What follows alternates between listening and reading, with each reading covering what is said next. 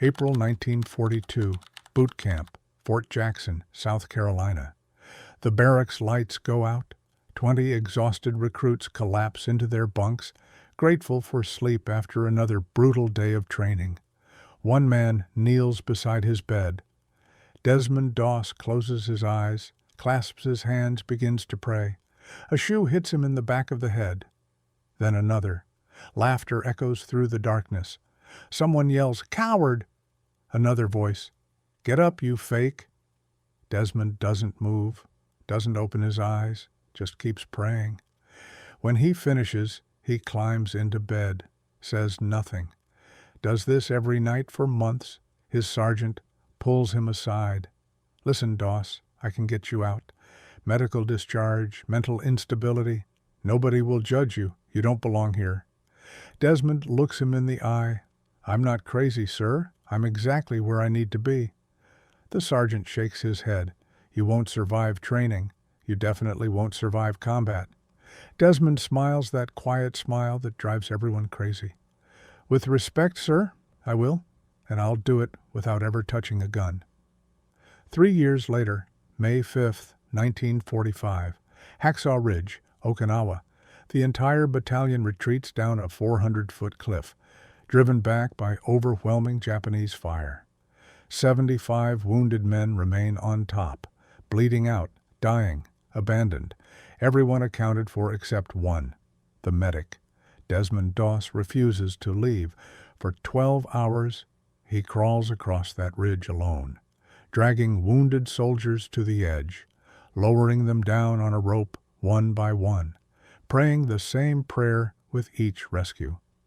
"Dear God, let me get just one more." By morning, he's saved all 75, including the men who threw shoes at him, including the one who promised to shoot him in combat. Desmond Thomas Doss enlists the day after Pearl Harbor. Well, not quite. He tries to enlist. The recruiter looks at his paperwork. "Conscientious objector. You won't carry a weapon?" Desmond nods. That's correct. The recruiter leans back. "Son, this is the Army. We need soldiers, not pacifists." Desmond doesn't budge. "I'll be a medic. I'll save lives while others take them." The recruiter sighs, writes something down, stamps the papers. "This is a mistake, kid. You'll wash out in a week." The mistake, as it turns out, belongs to everyone who underestimated the quiet Virginian with the Southern drawl and the unshakable faith. Desmond grows up Seventh-day Adventist, believes in the Fourth Commandment. Remember the Sabbath day, keep it holy. Believes in the Sixth Commandment even more. Thou shalt not kill. Not complicated theology, not abstract principles. Simple commands he takes literally. He won't work on Saturday. He won't touch a weapon. He won't compromise. Ever. Boot camp becomes a nightmare, not the physical training. Desmond handles that fine. It's everything else. The mockery, the isolation, the constant harassment. He's immediately branded with a scarlet letter. One soldier later recalls. Nobody wants him in their unit. Some think he's faking to get out of service. Others assume he doesn't love his country. When he gets on his knees at night, the shoes fly. Sometimes boots. Once, a helmet. Desmond just keeps praying. The Sabbath issue makes it worse. Every Friday, Desmond requests a pass to attend church on Saturday. Every Friday, his captain threatens to court-martial him. "You're trying to get out of work," the captain says. Desmond shakes his head. "I'll make up the time Sunday. I always do." The captain doesn't care. The other soldiers don't care. They see a man shirking duty while they're preparing for war. They see weakness disguised as religion. What they don't see is the steel underneath. One soldier corners him. "Doss, when we get into combat, I'll make sure you don't come back alive." Desmond looks at him, doesn't flinch. "I'll be by your side saving life while you take life." Don't doubt me. The threat hangs there. Not the last one Desmond will receive, not even close to the worst. But he never wavers, never considers leaving. He enlisted to serve. He'll serve, just not the way they want him to. His commanding officer, Captain Jack Glover has had enough. He goes to the battalion commander. "Colonel, I'm requesting Doss be transferred. He's a liability. He won't carry a rifle. He won't train with weapons. He's going to get men killed." The colonel considers this. Make him carry a rifle. Direct order. If he refuses, we court-martial him. Problem solved. Glover assembles the company. Everyone gets a rifle. Everyone. Doss stands there, arms at his sides, as Glover thrusts an M1 Garand at him. "Take it, Private." That's a direct order.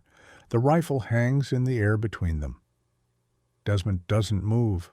"I can't do that, sir." Glover's voice rises. "You will take this rifle, or you will face court-martial for disobeying a direct order." Desmond still doesn't move. The rifle falls to the ground. Glover stares at him. "You're done, Doss. You're finished."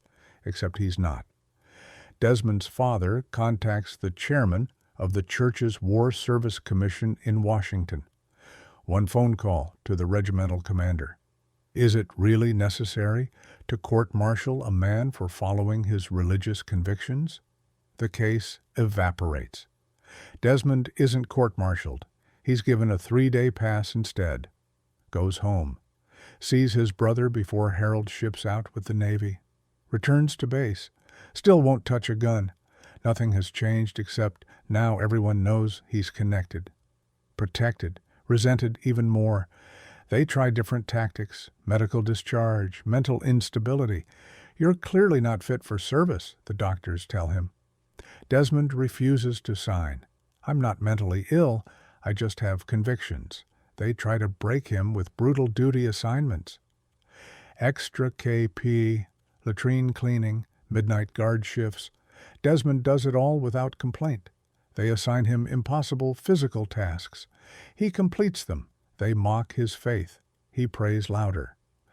During training in the Arizona desert, temperatures hit 104 degrees. Men are collapsing from dehydration. Some die from heat. Stroke. The commanders refuse to stop training. Desmond watches men he's supposed to hate, men who've tormented him for months, dropping like flies. He approaches the commander. "Sir, this is inhumane. These men need water." The commander stares at him. "Since when do you care about them?" "Since always," Desmond says quietly. "They're my brothers, even if they don't know it yet." The water breaks increase. The deaths stop. Some soldiers notice. This guy they've been tormenting just saved their lives. They don't apologize. Don't thank him. But the shoe-throwing slows down. The threats become less frequent. Respect, grudging and unspoken, begins to seep through the cracks. November 1944, the 307th Infantry ships out. First stop, Guam. Desmond finally gets what he's been asking for, combat, the chance to prove he's not a coward. The landing is chaos, machine gun fire, mortar rounds, men dying on the beach. Desmond runs toward the wounded, no weapon, just his medical kit and his faith. He treats men under fire, drags them to safety, works through the night. By morning he's saved 11 lives, earned his first Bronze Star. The soldiers start to understand. This quiet weirdo who won't fight is braver than most of them. He runs toward danger when everyone else hits the dirt. He treats wounds while bullets snap past his head. He's either insane or the bravest man in the company. Probably both. One soldier later admits, "I thought he was faking, thought he'd run when it got real. Instead, he was the only one running toward the fire." Leyte, Philippines. More combat, more wounded. Desmond develops a pattern. Hear the call, run to it, treat the wound, move the soldier, repeat. He works at night when everyone else takes cover. Too dangerous, they tell him. You'll be shot by friendly fire. Desmond shrugs. Those boys need help. I'm going. He crawls through darkness, whispering to wounded men, patching them up, dragging them back. At night, a soldier recalls, "That's when Desmond done a lot of his work. He'd crawl around amongst our boys, see if they wasn't dead, take care of them, drag them back. He wasn't supposed to do it at night, but he did anyway." His second Bronze Star comes from Leyte. The citation mentions exceptional valor in aiding wounded soldiers under fire. The words don't capture it, don't describe the hours spent exposed, vulnerable, defenseless. The Japanese learn to target medics. Red cross on the helmet becomes a bullseye. Desmond takes it off, keeps working, no markings, just faith and determination. If God wants me dead, I'll die, he tells another medic. Until then, I've got work to do. The men who threw shoes are starting to ask questions. How does he do it? Where does the courage come from? One soldier approaches him.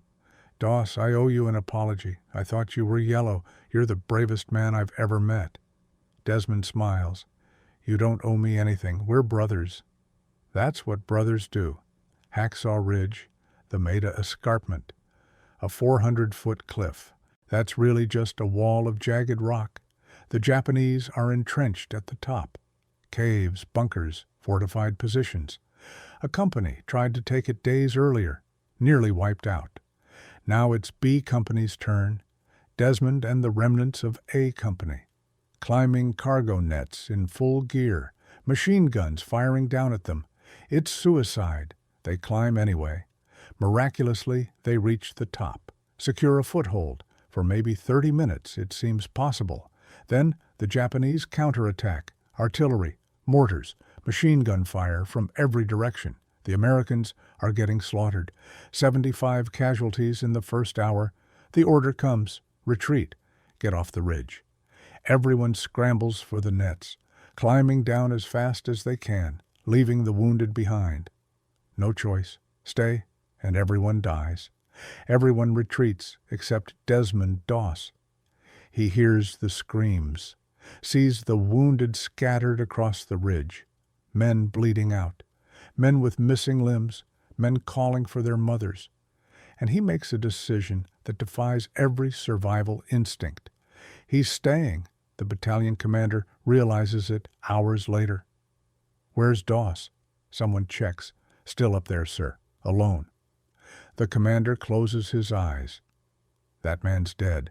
Nobody survives alone on that ridge. But Desmond isn't dead. He's working, crawling from soldier to soldier, checking pulses, applying tourniquets, bandaging wounds, dragging men to the edge of the cliff. He's perfected a special knot during training, ties it around their chest, lowers them down the 400-foot drop. Friendly hands at the bottom grab the stretcher. Desmond hauls the rope back up, finds another wounded man, repeats the process over and over for 12 hours. The Japanese are everywhere, patrolling, searching. Desmond hides when they get close, returns to work when they pass. He's praying constantly, the same prayer. Dear God, let me get just one more. Let me save just one more. One more becomes 75. 75 men who should be dead. 75 families who'll get their sons and husbands and fathers back, including the soldier who threatened to shoot him, including the men who threw shoes, including officers who tried to discharge him. May 21st, 1945. Desmond has been on Okinawa for 3 weeks, saved over 100 men across multiple engagements. He's exhausted, hasn't slept more than a few hours at a time. His Sabbath comes, Saturday, the day he doesn't work. The chaplain finds him. Doss, we need you. Night attack, going in soon. Desmond looks at the sky. It's still his Sabbath. But men will die without a medic. He makes the choice he always makes. I'll go. The attack is a disaster, heavy fire, men dropping everywhere. Desmond works in the open, refusing to take cover. Soldiers watch in disbelief. He's going to die. He has to die. Nobody stays exposed like that and lives. A grenade lands at his feet. He tries to kick it away. It explodes. Shrapnel tears into his legs and lower body. He drags himself to cover, treats his own wounds, waits. 5 hours for stretcher bearers. 5 hours bleeding, in pain, praying. The bearers finally arrive, get him on the stretcher, start carrying him down. Then Desmond sees another soldier, more severely wounded. losing blood fast. Desmond rolls off the stretcher. "Take him first," the bearers protest. "You're injured, Doss. You need medical attention." He points at the other soldier. He needs it more. They take the other man. Desmond waits, alone again, wounded again. While he's waiting, a sniper spots him. One shot. The bullet shatters his left arm. Compound fracture, bones splintered. Desmond looks at the damage, realizes he's in trouble. Can't crawl with one arm broken. He finds a discarded rifle, the weapon he's refused to touch for 3 years. He uses it as a splint, binds it to his shattered arm with bandages from his kit, then crawls 300 yards to the aid station. 300 yards over rough terrain with a shattered arm and shrapnel wounds. He makes it. The doctors are stunned. "How are you alive? How did you get here?" Desmond manages a weak smile. "God wasn't done with me yet." They stabilize him, ship him to a hospital ship, the USS Mercy, appropriate name for the man who showed mercy to everyone, even his enemies. News reaches his hometown, Lynchburg, Virginia. The front page reads, "Local hero killed in action." His mother sees it, collapses. Then a letter arrives. "Mom, I'm alive. Reports of my death were greatly exaggerated." The newspaper prints a retraction. Desmond Doss lives. President Harry Truman stands on the White House lawn. Medals of honor will be awarded today. 431 men received this honor during the entire war, out of 16 million who served. One of the recipients is unusual, a conscientious objector, a medic who never fired a shot. Desmond Thomas Doss. Truman reads the citation. The words don't do justice to what happened: conspicuous gallantry and intrepidity. Refused to seek cover, carried wounded under fire, lowered them to safety, treated his own wounds, gave up his stretcher, crawled 300 yards. The facts are there, but the magnitude isn't. How do you describe 12 hours alone on a ridge full of enemy soldiers? How do you quantify the courage it takes to stay when everyone else runs? Truman places the medal around Desmond's neck, shakes his hand. "I'd rather have this medal than be president." Desmond, ever humble, just nods. "Thank you, sir." The cameras flash. The moment is captured for history. The soldier who wouldn't fight. The man who saved 75 without firing a shot. The hero nobody wanted, who became the hero everyone needed. His commanding officer, Jack Glover, the man who tried to court-martial him, requested his discharge, called him a liability, is there. He finds Desmond after the ceremony. "I was wrong about everything. You're the bravest man I ever met." Desmond doesn't gloat, doesn't rub it in, just extends his hand. "We were all doing our duty, sir, just in different ways." The tuberculosis starts in 1946. All those nights in wet foxholes, the exposure, the stress. His left lung fails.